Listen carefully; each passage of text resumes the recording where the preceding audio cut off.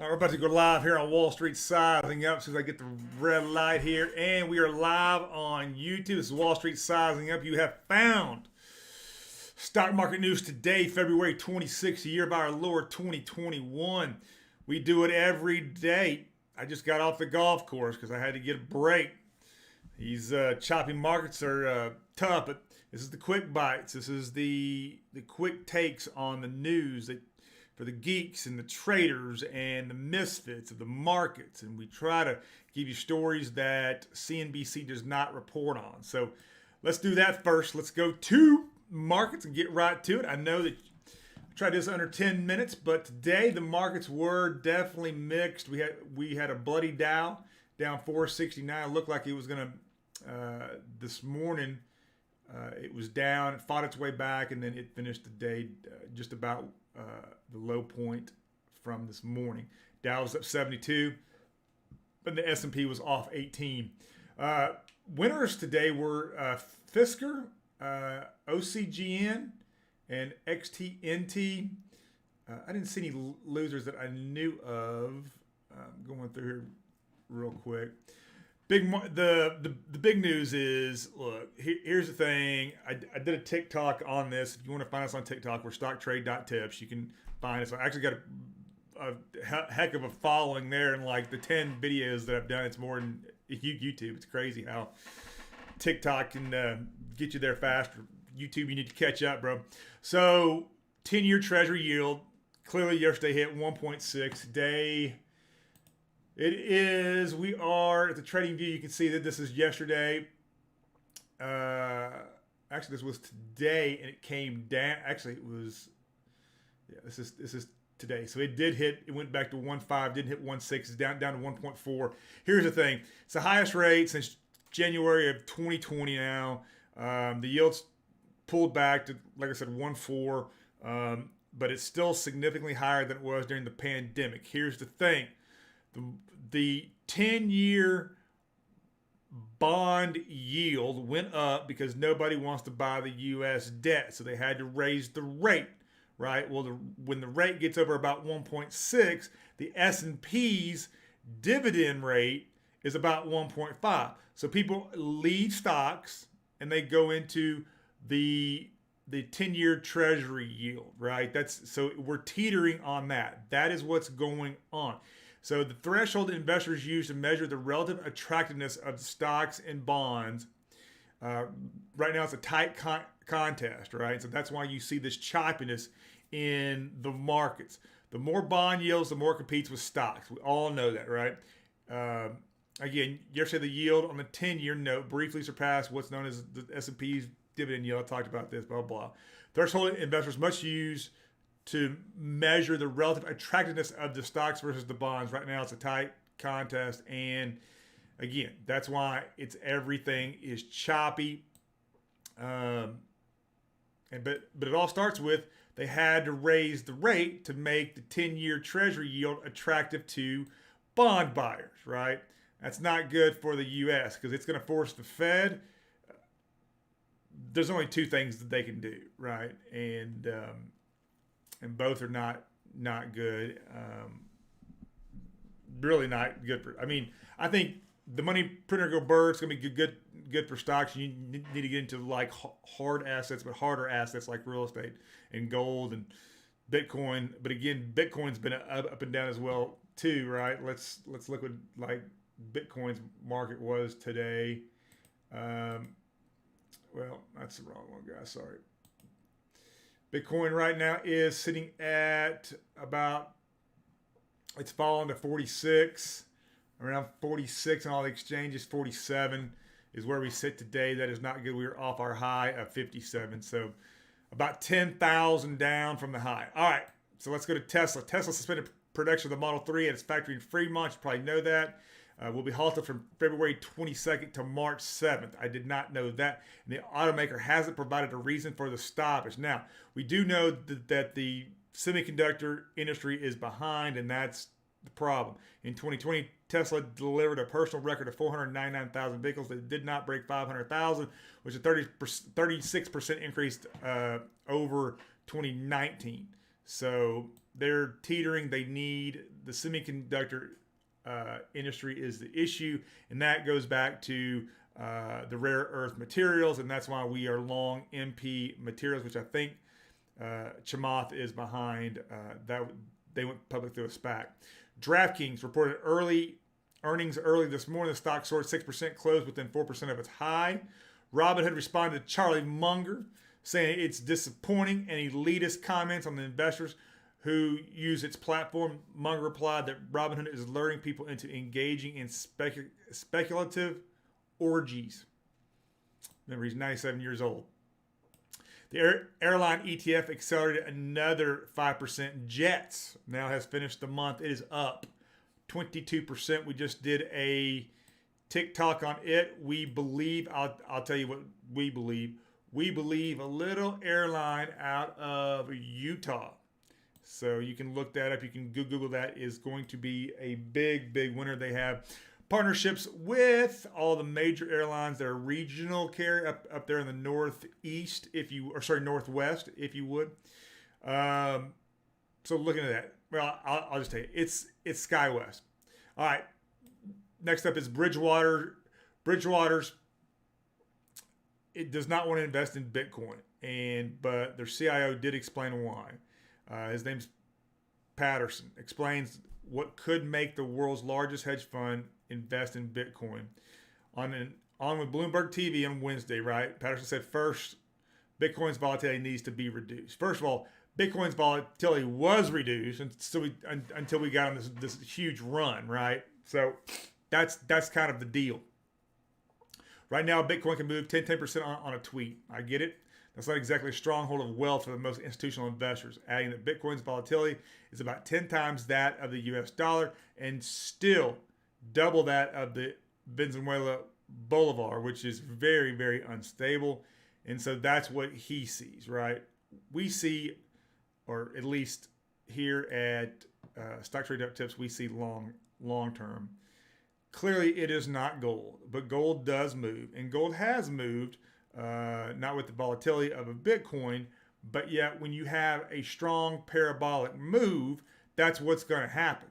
So you either get on board or you don't. So a lot of these smaller companies they may be down now with the price at 46 is what we're looking at now. But it is what it is. So Salesforce reported revenue of $5.8 billion, up 20% year over year for the fourth quarter of 2020. Posted a profit of $267 million compared to a loss of $248 million for the same period in 2019. So congratulations, Salesforce. It is moving today. In fact, who are the movers today? The trending stocks are Johnson & Johnson. Fisker, we said, was up 30%. Switchback was down 5.1. Core Medics, which we called last week, is down less than a point. All right. Looking at its analyst day yesterday, Twitter announced, and I'm sure you saw this, a new feature called Super Follows Through, which users can charge their followers for additional content, bonus tweets, community access, support badges, or some of the additional content which can be directly monetized through Twitter. Here's the thing. On Twitter, it was literally trending, like not delete Twitter, but rip Twitter, because unless you are somebody very, very special, nobody is going to pay for your tweets. Nobody's going to pay for anybody's tweets, right? Unless you're giving them special access, that's got to be what this is for, right? Clearly, they're competing with the new newsletters and things of that sort, and this is like their first new products in I don't know how long, 5 years.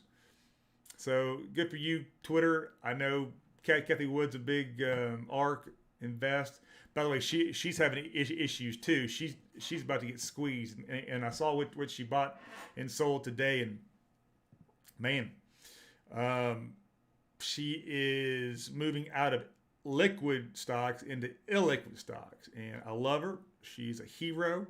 I think she's by far the best. I think she one day may be the GOAT. I don't see the play. I don't see the strategy, but you know what? She's smarter than me when it comes to her business. It's the way it should be. Chinese President Xi stated last November that China could double its GDP by 2035. Have we been hearing that a lot? Hey, we're going to double and double and double. And someday we're actually going to pass the U.S.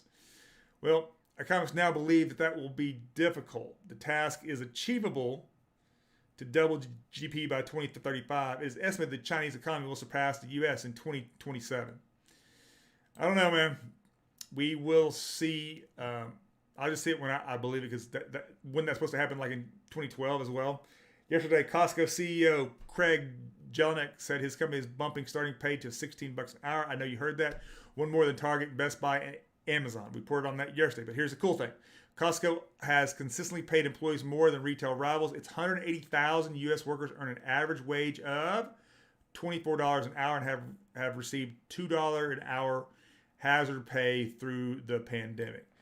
If they're averaging all, now I'm sure that's all the professional or the not the front line, right? They're all professional, but you know what I mean? That's the white collar jobs too. Federal Reserve Chairman Jerome Powell suggested that he would not congressionally authorize to proceed with any CBDC issuance, right? So he would need congressional authorization to create basically a U.S. stablecoin. Bloomberg reported disclosed that the acquisition of a $4.9 billion price tag. Where am I? I think that's for the Birkenstock, guys. Sorry about that. I'll get that just in a minute, I promise. Interesting note from the Coinbase S1. They're finally go public. We reported this yesterday, blah, blah, blah. We said all of, the daily active users, hold on yours. Coinbase revealed it has 0 corporate headquarters. Let me say that again. It doesn't have a corporate headquarters. They're all working from home. So at least, I think they said 80+%. We also had this, and this is a diamond. On page 68 of the filing, I saw this. Part of its risk disclosures, Coinbase said that it may raise capital to support business growth, but how are they going to raise it? To that end, the firm could issue new shares or stock that could take the form of a blockchain token. And there you have it. How funny would that be? That would be for customer rewards and loyalty programs. Of course it would. AT&T is spinning out its U.S. video business, including DirecTV, into a new $16.3 billion company called New DirecTV.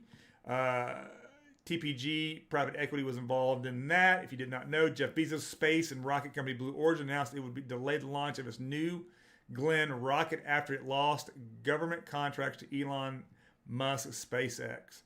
SpaceX just got the lead on you, Bezos. You got to step it up. You should know that. PepsiCo must have heard the news because it's launching a new line of cocktail mixers. People have been getting rich off this for the last 3 years. So, you know what the new mixers are called? Neon Zebra. Funny as that. Hasbro is dropping the Mr. from Mr. Potato Head. I'm sure you heard that on Good Morning America or Today or whatever even CNBC. Good God. They're dropping the Mr. from Potato Head toy this year to keep the plastic spud gender neutral. Here's the thing. If I called you Potato Head, wouldn't you be a little bit offended? I think I would. Good Lord. Kraken, the San Francisco-based cryptocurrency exchange, is in talks to raise funding at a $10 billion valuation. We now have another decacorn in the crypto space. Per Bloomberg, discussion is with Fidelity, Tribe Capital, and General Atlantic. I thought that was great. Fidelity's jumping in there. We've talked about NFTs on this channel all week. Let me just jump right in real quick. An NFT is a digital asset that identifies something unique. Unlike Bitcoin and other cryptocurrencies, NFTs cannot be directly exchanged for one another. It is a unique identifier on the blockchain that you own whatever piece or asset that may be. NFTs are not interchangeable. Even NFTs on the same platform, game, or collection are not. They use what is called ERC 721 is currently the most popular standard for deploying an NFT. These tokens can be purchased in Ethereum. The transactions are secured by the world's second largest blockchain, and that is Ethereum. All right. want to give you that, and we're almost to the end. The web browser company Opera has partnered with Simplex, a crypto to fiat on-ramp, the payment processor that enables web users to buy and sell crypto within the browser. It's very cool. It's very different than Brave. Brave does it through, I believe, a plug-in of the browser, but maybe Opera is going to do the same thing. But to me, I believe it's going to be more in the browser than. I will say this: the Brave and the MetaMask, you're just not going to get widespread adoption there. Number one is it's hard to use.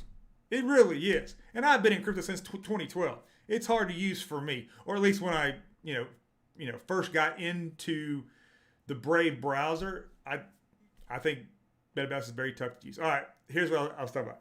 LVMH is on a roll. They just disclosed its acquisition of Jay-Z champagne brand, Armand de Brignac, right? That's great and good, but here's the thing. They're going after more. They bought Birkenstock today. Disclosed the acquisition. It was a $4.9 billion price tag for sandals.